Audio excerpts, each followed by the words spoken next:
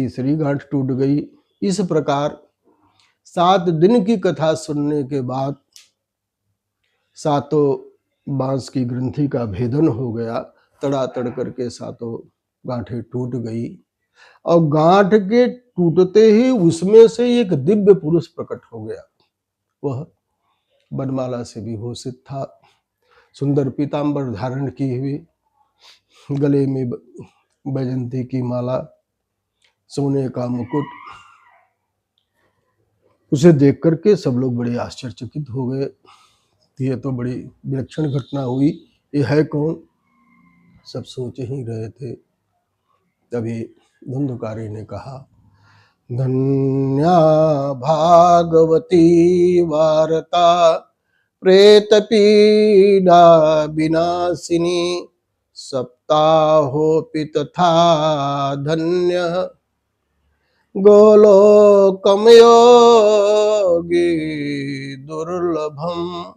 भागवत की कथा धन्य है और सप्ताह का पारायण भी धन्य है, जिससे भगवान कृष्ण का धाम प्राप्त होता है। भैया, मैं वही आपका भाई धुंधुकारी हूँ।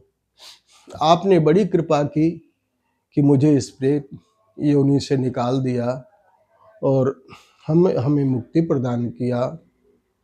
और भागवत से बढ़कर इस संसार में कोई ग्रंथ नहीं, कोई पुस्तक नहीं, और भागवत तो भगवान का साक्षात स्वरूप ही है। और धुंधुकारी ने कहा, इस कथा के श्रवण से मैं मुक्त हुआ और धन्य है जो इस भागवत की कथा कहते हैं, सुनते हैं, सुनाते हैं।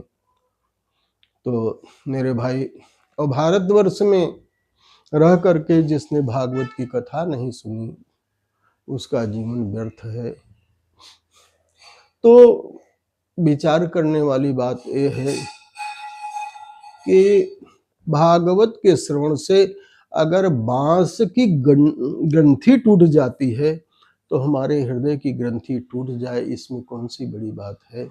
और हमारे हृदय की जो गांठ है, जो हमारे हृदय में जो है माया का मल बैठा हुआ, इसका भेदन हो जाए, इसमें कोई आश्चर्य की बात नहीं है। तो भागवत की कथा बहुत ही महत्वपूर्ण है।